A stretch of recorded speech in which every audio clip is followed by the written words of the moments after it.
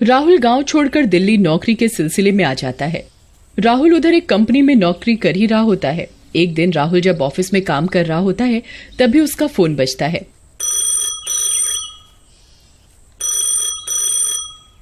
Hello, कौन? Phone से आवाज आती है। सर, मैं आशी बात कर रही हूँ, क इंडस्ट्रीज से। ये सुनकर राहुल बहुत खुश हो जाता है। हाँ मैडम, बोलिए। राहुल, हमारे यहाँ पर एक वैकेंसी है जो मुझे लगता है आपके लिए बहुत अच्छी रहेगी और आपकी प्रोफाइल से मैच करती हुई ही है। जी मैडम, बताइए। ये वैकेंसी मुंबई में है, आपको मुंबई शिफ्ट होना पड़ेगा। ठीक है मैडम। देखते ही देखते राहुल उस नई कंपनी का इंटरव्यू क्लियर कर देता है और मुंबई चला जाता है। राहुल को थोड़े दिन के लिए उसकी कंपनी वाले होटल देते हैं, पर कुछ ही दिनों में राहुल को एक घर में शिफ्ट होना था। देखते ही देखते राहुल को एक अपार्टमेंट में एक रूम मिल जाता है जो खाली होता है। राहुल उधर अपना सारा सामान शिफ्ट करके बैठा ही होता है कि तभी उसका फोन बज जाता है। वो अपनी स्क्रीन पर देखता है तो उसकी माँ का फोन आ रहा होता है। हेलो माँ। हेलो बेटा। माँ, मैं शिफ्ट हो गया हूँ नए अपार्टमेंट में। इतनी जल्दी? अभी 2 दिन पहले तो तुम कमरा ही देख रहे थे। वो हुआ यूं माँ, यहाँ पर इस कमरे के मालिक को जल्दी जाना था विदेश, इसलिए उन्होंने मुझे ये कमरा जल्दी दे दिया। क्या ये वही कमरा है जो तुम 2 दिन पहले देख कर आए थे? जी माँ। ये सुनकर राहुल की माँ बहुत डर जाती है। अरे बेटा, वो जगह ठीक नहीं है, उस जगह भूतों का वास है। अरे माँ, ये आपको किसने बोला? तेरे चाचा का बेटा है ना मोनू, मैंने उससे बात की थी और जगह बताई थी। उसने बताया कि वो जगह ठीक नहीं है, उधर आए दिन कुछ न कुछ घटना होती रहती है। राहुल अपनी माँ को तसल्ली देता हुआ। अरे माँ, ऐसा कुछ नहीं है, मैंने यहाँ जांच पड़ताल कर ली है, यहाँ ऐसा कुछ नहीं है। पर मुझे मोनू ने बताया कि वो सोसाइटी भूतिया है। ओफो माँ, आप ये बेफजूल की बातों में मत आओ। हाँ, मैंने अपने कमरे के ऊपर वाले कमरे को भूतिया सुना नहीं, पर मेरा कमरा ठीक है। बेटा, ये बुरी शक्तियों का प्रभाव आसपास की जगह पर भी छोड़ती है। क्या उस कमरे से दूर कोई कमरा नहीं मिला तुम्हें? माँ, आपको तो पता ही है, मुंबई में किराए का कमरा, वो भी ढंग का, बहुत मुश्किल और महंगा है। इस सोसाइटी में और भी कमरे थे, पर उनके मालिक अभी किराए पर देना नहीं चाहते थे। वहीं मेरे कमरे का मालिक विदेश जा रहा था, इसलिए उसने मुझे कमरा किराए पर और सस्ता दे दिया। काफी शांत इलाका है और यह मेरे कमरे के लिए अच्छा है। ठीक है बेटा, पर जल्दी से जल्दी पूजा करवा लेना, इससे सारी बला दूर रहेंगी। अपना ध्यान रखना बेटा। ये बोलकर माँ ने फोन काट दिया। राहुल ने भी फोन रख दिया और सो गया। राहुल एक इंटीरियर डिजाइनर था और अपना बहुत सा ऑफिस का काम घर से ही किया करता था। अकेले शांति भरी जगह पर उसे नए नए आइडिया आते। बिना किसी बाधा के वो अपना काम किया करता। मुंबई में ऐसी जगह ढूंढना बहुत मुश्किल था। वो जहाँ रहता था वहाँ पर शांति थी। फिर वहाँ कुछ ही दिन में मुंबई मेट्रो का काम चालू हो गया, जिसके कारण उधर बहुत शोर रहता। एक दिन राहुल अपने रूम में बैठा होता है, तभी वो देखता है कि उसका लैपटॉप खुद ब खुद चल रहा होता है।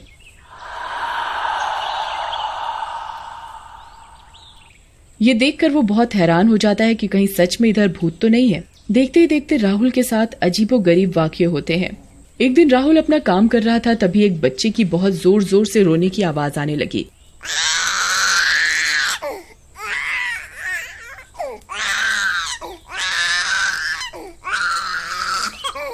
जैसे कि बच्चा उस कमरे के बाहर ही रो रहा हो। राहुल बाहर जाकर देखता है, पर उधर कुछ नहीं होता और आवाज एकदम से बंद हो जाती है। राहुल जैसे गेट बंद करता है, वैसे ही आवाज आनी शुरू हो जाती है।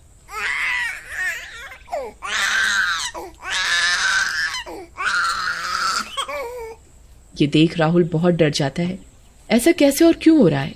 राहुल दोबारा गेट खोलता है, फिर से आवाज बंद हो जाती है। ये देख राहुल बहुत डर जाता है।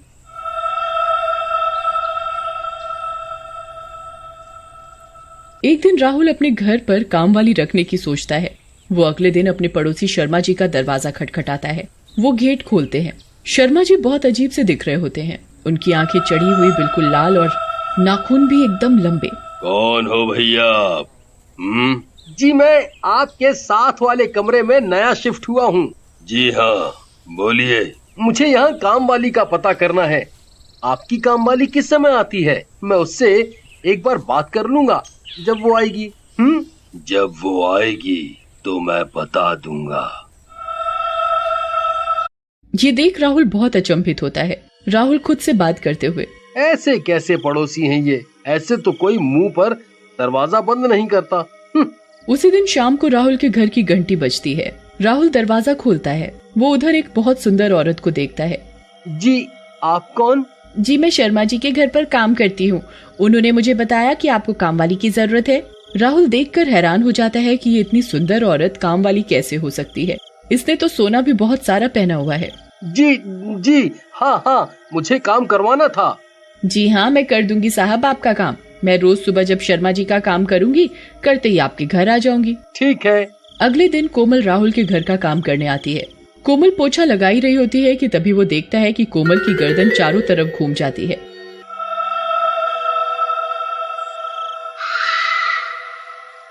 ये देखकर राहुल बहुत डर जाता है। वो अंदर ही अंदर सोचने लगता है, ये कोमल अंदर ही अंदर ऐसे कैसे कर सकती है। आए दिन राहुल के साथ कोमल को लेकर अजीबोगरीब वाकये होने लगे।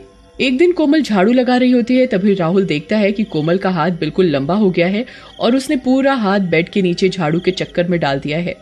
अरे ये क्या कर रही हो तुम कोमल? ये क्या हो रहा है तुम्हारे हाथ को? कोमल का हाथ एकदम ठीक हो जाता है। क्या हुआ साहब? मैं तो बिल्कुल ठीक हूँ। कहीं आप सपने तो नहीं देखने लग गए? कोमल ये बोलती है और जोर जोर से हंसने लग जाती है। राहुल सोच में पड़ जाता है कि उसके साथ ऐसी अजीब हरकतें क्यों हो रही हैं। वो सोचता है कि वो कल से रोज सुबह उठकर पूजा करेगा। अगले दिन राहुल सुबह उठता है, तभी उसके घर की घंटी बजती है। राहुल दरवाजा खोलता है। अरे कोमल, आज तुम इतनी जल्दी कैसे आ गई? आज शर्मा जी के यहाँ काम करने नहीं गई क्या? अरे साहब, मैंने सोचा कि आज आपके घर का काम कर दूं पहले। ठीक है, तुम काम करो, इतने में मैं नहा लेता हूँ। राहुल नहाकर पूजा करने लगता है। ये देखकर कोमल बहुत जोर जोर से चिल्लाने लग जाती है।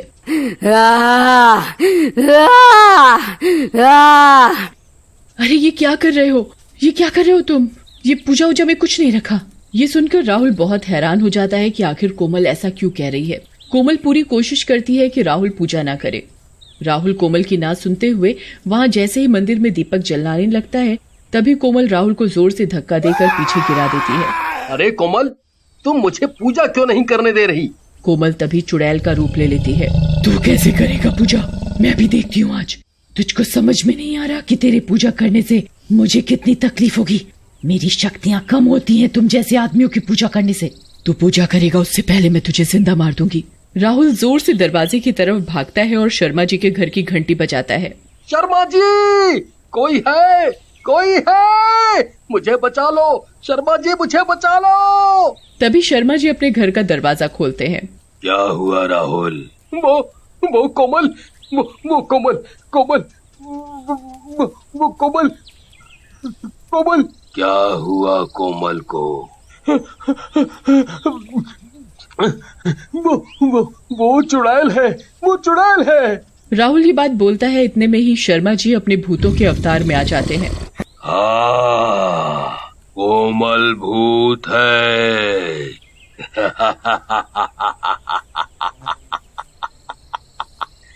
वो मेरी ही पत्नी है। मैंने उसे तेरे पास तुझे मारने के लिए भेजा था। आज तेरा सर्वनाश होगा।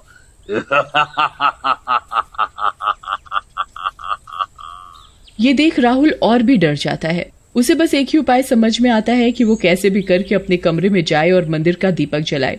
राहुल फिर से अपने कमरे की तरफ भागता है। उसके पीछे कोमल और शर्मा जी भी उसका पीछा करते हैं। राहुल अपने कमरे में जाने के साथ ही अपने मंदिर का दीपक जला देता है और हनुमान चालीसा पढ़ने लगता है। ये देखकर शर्मा जी और कोमल बहुत जोर जोर से चिल्लाने लगते हैं। अरे, इसने ये क्या कर दिया? अब हम इसके पास नहीं जा सकते। ये पूजा करनी बंद करेगा, तभी हम इसे अपने जाल में ला सकते हैं। राहुल फोन कर अपनी माँ को सारी बात बताता है। उसकी माँ उस कमरे में हवन करवाने को बोलती है। राहुल अगले ही दिन अपने कमरे में हवन करवाता है। उसके बाद राहुल को वो भूत या चुड़ैल का कोई साया नजर नहीं आता।